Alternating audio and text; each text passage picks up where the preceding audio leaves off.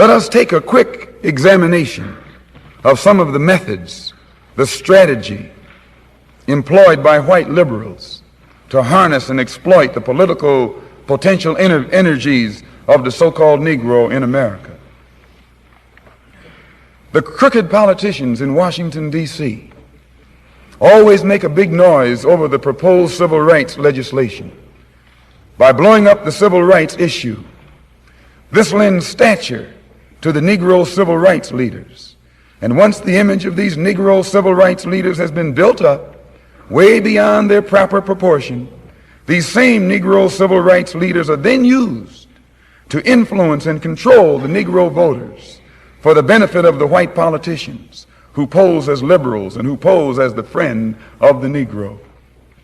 The white liberals control the Negroes and the Negro vote by controlling the Negro civil rights leaders. As long as they control the Negro civil rights leaders, they can also control and contain the Negro's struggle. They can control the Negro so-called revolt. And I must point out right here, there's no such thing as a Negro revolution. There's a black revolution, but not a Negro revolution. Who ever heard of a nonviolent revolution? Who ever heard of a peaceful revolution? Who ever heard of revolutionaries standing up like chumps with locked arms singing, "We shall overcome"?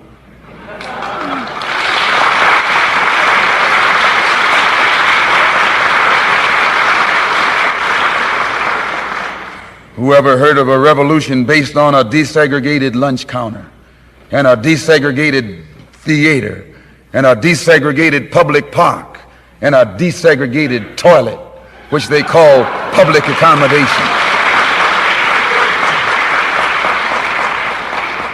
Revolutions are based on land, and they are brought about by the landless against the landlord. The Negro Revolution is controlled by white liberals. That's the Negro Revolution is controlled by white liberals. It's controlled by the government. But the Black Revolution is controlled by God. This man of God cannot be controlled in any way by the white man. And he will not compromise in any way with the wrongs that this government has inflicted upon our people. The Negro Revolt is a backfire. It's controlled by the white man. The Negro Revolt is controlled by the government. The leaders of the Negro Revolt, the so-called Negro civil rights leaders, are subsidized, influenced, and controlled by white liberals. And all of the demonstrations that are taking place in this country for desegregated lunch counters, theaters, public toilets, are just artificial fires that have been instigated by white liberals, and is being called the Negro Revolt in hope that they can use it to fight off the real black revolution that has already swept through Asia and swept through Africa and is getting started in Latin America and is now manifesting itself here in this country. Can we prove what we say? Can we prove that the Negro Revolt is controlled by white liberals? Yes. Right after the Birmingham explosion, right after the police dogs, the police clubs, and the fire hoses last May, the New York Times on May the 15th, on page 26, reported President Kennedy and his brother Robert Kennedy, two gentlemen whom I'm certain all of you are familiar, after a luncheon with several newspaper editors from the state of Alabama, some of their Democratic colleagues, or I should say Democrat colleagues, the Times reported the president as warning these editors that they must give at least some token gains to the moderate Negro leaders in order to enhance the image of these moderate Negro leaders in the eyesight of the black masses. Otherwise, he warned, the masses of Negroes might turn to the direction of Negro extremists. And he named the black Muslims as being foremost among these Negro extremists. So he tried to get them to build up the image of the moderate Negro leader what he called or termed the responsible Negro leader. And whenever you hear a white man refer to a Negro leader as a responsible Negro leader, he means a Negro leader who's responsible to him. That's right.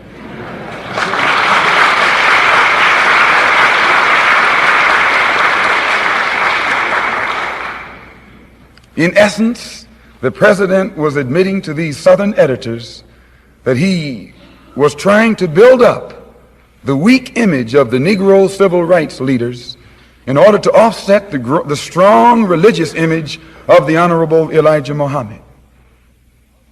He wasn't giving these Negro leaders anything that they deserved, but he was admitting the necessity of building them up and propping them up in order to hold the masses of black people in check, keep them in his grasp and under his control.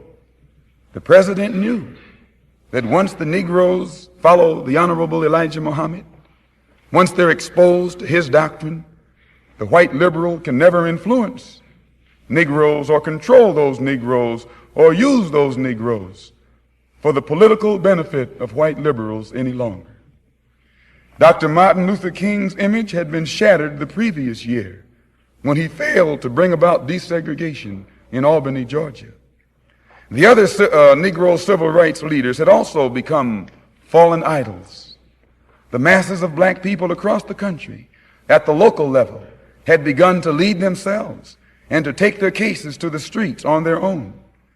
The government in Washington knew that something had to be done to get the Negroes back into the corral, back under the control of the white liberal. The government immediately began to put out the propaganda encouraging Negroes to follow only what it called responsible Negro leadership. And as I said, by responsible Negro leaders, the government actually meant Negro leaders who were responsible to the government and who could therefore be controlled by the government. The government knows that Mr. Muhammad is responsible only to God and can be controlled only by God.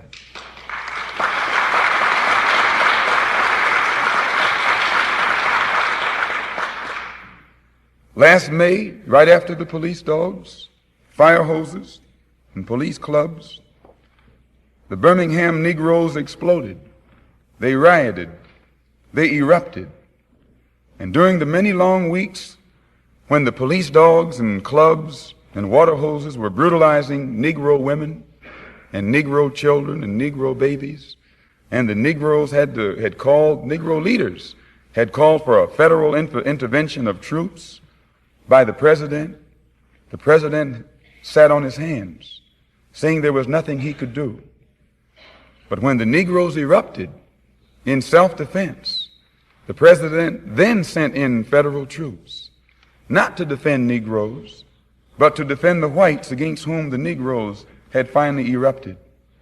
There are many of you who may get a little indignant at what I say about the president, but it's a matter of record.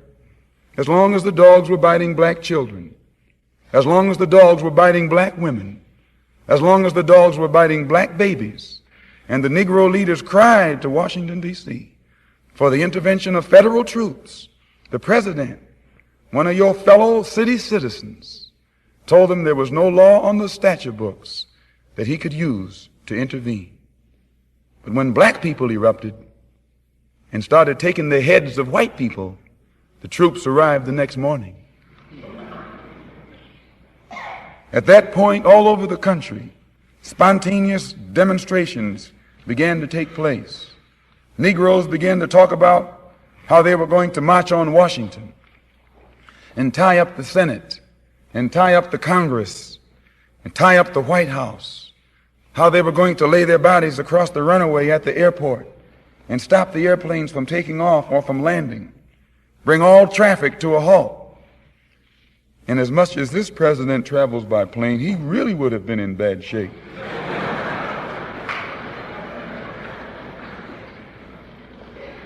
This frightened the government. It frightened the white power structure in Washington, D.C.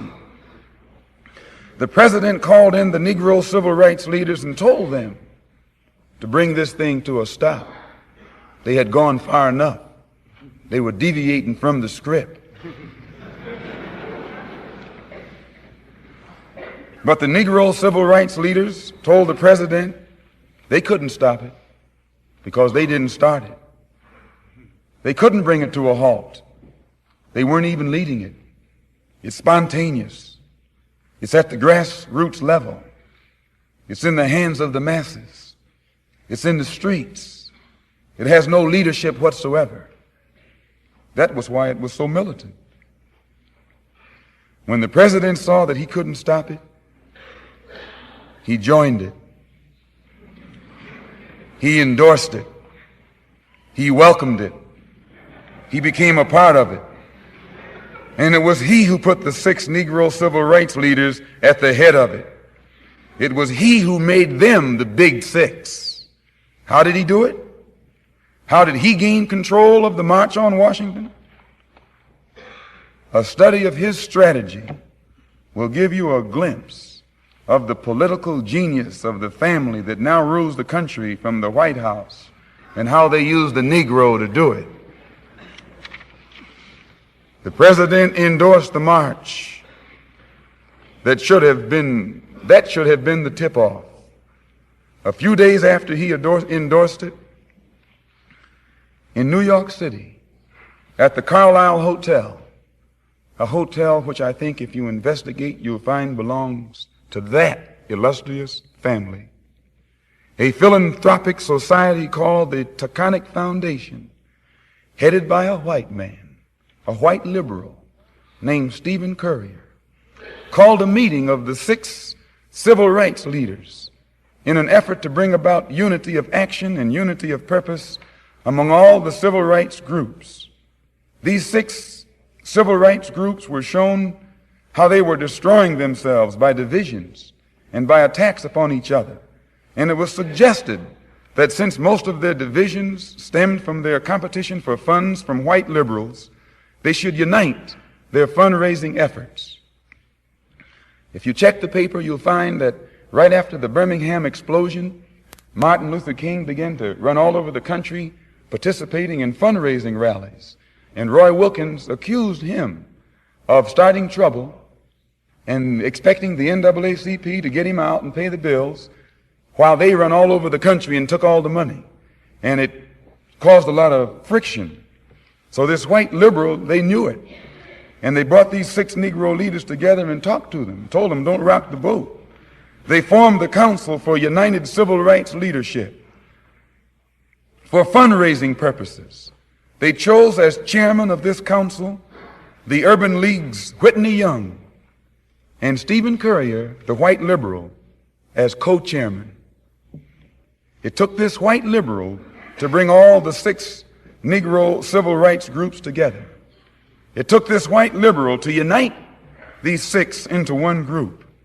And then he let them select their own chairman, but he himself became co-chairman, which placed him and the Taconic Foundation in position to exercise influence and control over the civil rights leaders, and through them, control over the entire civil rights, Negro civil rights movement, plus the March on Washington. According to the New York Times, dated August 4th, 1963, $800,000 was split up between these 6 Negro civil rights organizations on June the 19th. And another $700,000 was promised after the march. Public relations experts were made available to them immediately. They were given access to the news media across the country, and the press immediately began to project the Big 6 as the leaders of the March on Washington. As soon as they became looked upon in the public eye as being in control of the march, as being leaders of the march, as being the organizers of the march, and inseparable from the march image, their next step was to invite 4 white liberals to become a part of the Godhead, or group of leaders who would ultimately okay all plans and therefore thereby completely control the march. These 4 white liberals, Walter Reuther, a Jewish rabbi, a priest, and a pastor from Protestants, represented the same factions that had put the president in Washington, D.C. Catholic liberals, Protestant liberals, Jewish liberals, and labor. When the president had learned that he couldn't stop the march, he joined it and got all his friends to join it. This is the way the white liberals took over the March on Washington. This is the way they weakened its impact and changed its course. By changing the participants, by changing the contents, they were able to change the very nature of the march itself. An example, if I have a cup of coffee that's too strong for me because it's too black, I weaken it by pouring cream into it. I integrate it with cream.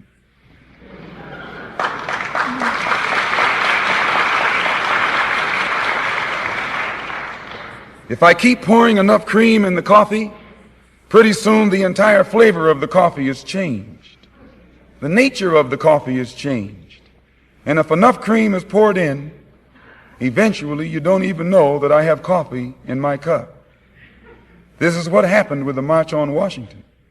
They didn't integrate it. They infiltrated it.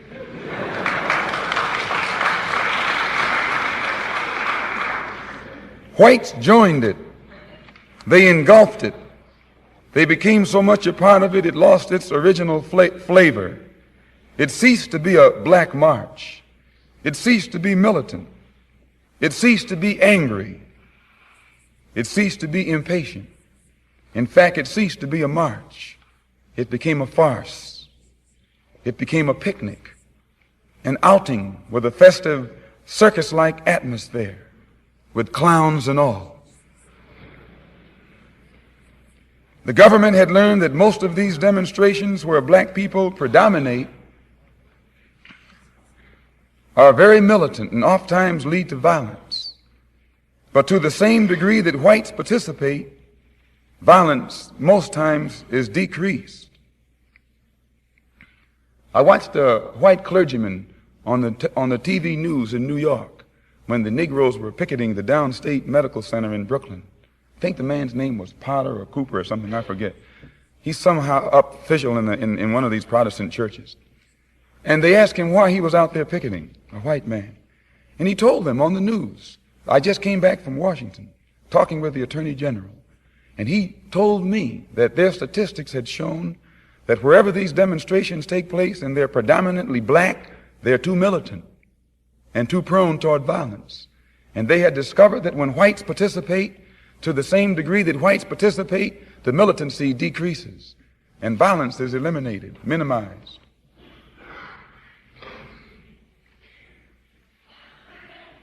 So when these whites join these Negroes and they're demonstrating, there's two different motives. The Negroes are demonstrating for freedom, but the whites are out there demonstrating to keep the Negroes from getting too far out of line. The government found out that this is the only way black people could be held in check. The government told the marchers on Washington what time to arrive in Washington, where to arrive, and when to arrive. Then the government channeled them from the arrival point to the feet of a dead president named Washington and let them march from there to the feet of another dead president named Lincoln.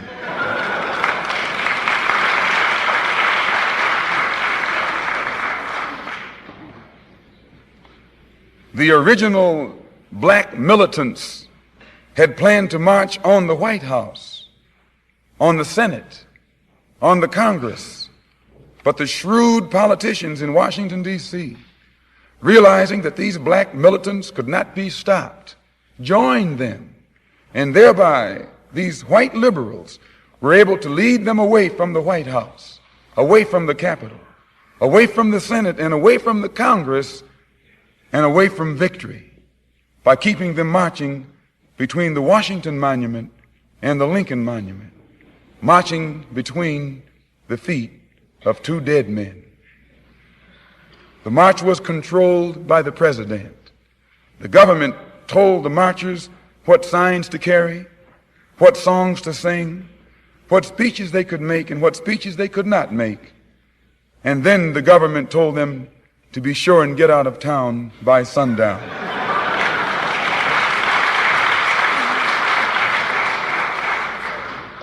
And all those Negro Uncle Toms were out of town by sundown. One of the 6 Negro leaders, John Lewis, chairman of the Student Nonviolent Coordinating Committee, was stopped from making a militant speech. The speech was censored by the Reverend Patrick O'Boyle, the Catholic Archbishop of Washington, D.C. Catholic clergyman doesn't speak on his own. He doesn't have that latitude. When he opens up his mouth, that's the church speaking. This was a case in which the Catholic Church itself, for whom Reverend O'Boyle speaks, put itself in a position of censoring one of the 6 Negro civil rights leaders. This shows John F. Kennedy's shrewd strategy. In fact, that's what that F stands for, the fox.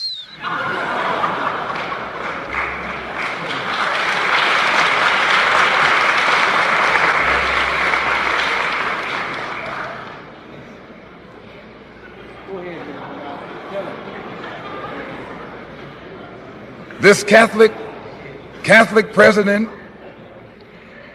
placed the Catholic bishop in a position to exercise censorship over any one of the 6 Negro civil rights leaders who tried to deviate from the script in that great performance or show that the government itself had controlled from the very beginning. So in the final analysis of the march, it would have to be classified as the best performance of the year.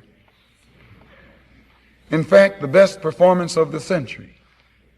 It topped anything that Hollywood could have produced. And if we were going to give out Academy Awards in 1963, we would have to nominate John the Fox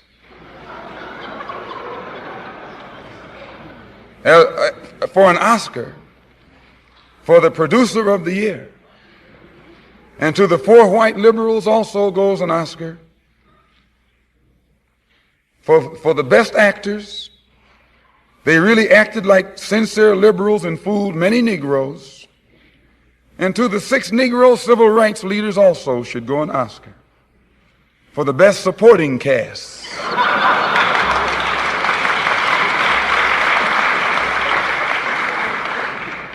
They lent their support to what they knew was nothing but an act, nothing but a show, nothing but a farce.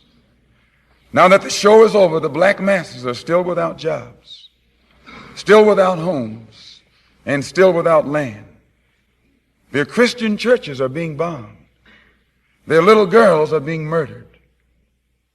What did the march accomplish?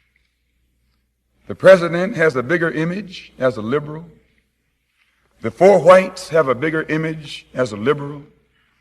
The 6 Negroes have bigger images as leaders. But the black masses are still unemployed, still in the slums, are still hungry. And I might add, they're getting angrier and more explosive every day.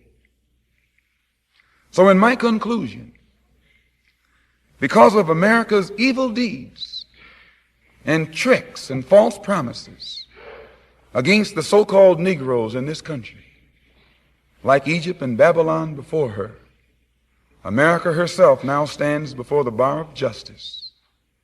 America is now facing her day of judgment.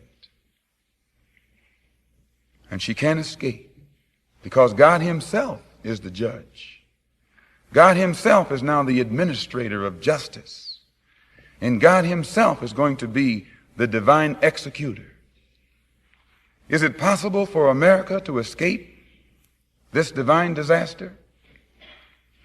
The Honorable Elijah Muhammad says that if America can't atone for the crimes that she has committed against 20 million so-called Negroes, if she can't undo the evils she has brutally and mercilessly heaped upon our people these past 400 years, then America has already signed her own doom And our people here would be foolish to accept America's deceitful offers of integration at this late date into a doomed society. How can America atone for these crimes? I must point out, the Honorable Elijah Muhammad has already said, a desegregated theater or lunch counter won't solve the problem. Better jobs won't solve the problem. An integrated cup of coffee isn't sufficient pay for 400 years of slave labor. A better job in the white man's factory or business is at best only a temporary solution. The only lasting or permanent solution is complete separation on some land that we can call our own. The Honorable Elijah Muhammad says the race problem can be solved forever just by sending the 20 million ex-slaves back to our own homeland, where we can then live in peace and harmony among our own people. But this government should provide the transportation, plus everything else we need to get started again in our own country. This government should give us everything we need in the form of machinery, tools, material, and finance, enough to last us from 20 to 25 years, until we can become an independent people in our own right. And it's good that you've lived long enough to have some laughter left in you. If the American government is afraid to send us back to our own country, to our own people, then America must set aside some separate territory here in the Western Hemisphere, where the two races can live apart from each other, since we certainly don't get along peacefully when we're together. The size of the territory can be judged or determined according to our own population. If we number 1/7 of the population, give us 1/7 of the land. That's our share. It must not be in the desert, but where there is plenty of rain and mineral wealth. We want fertile, productive land on which we can farm and provide our own people with food, clothing, and shelter. This government must supply the machinery and the other tools needed for us to dig the earth. Give us everything we need that will take care of us for 20 to 25 years until we can produce and supply our own needs. So in my conclusion, I repeat, we want no part of integration with this wicked race that enslaved us. We want complete separation from this wicked race. But we should not be expected to leave America empty-handed. After 400 years of slave labor, we have some back pay coming, a bill that is owed that must be collected. If the government of America truly repents of its sins against our people and truly atones by giving us our true share, then America can save herself.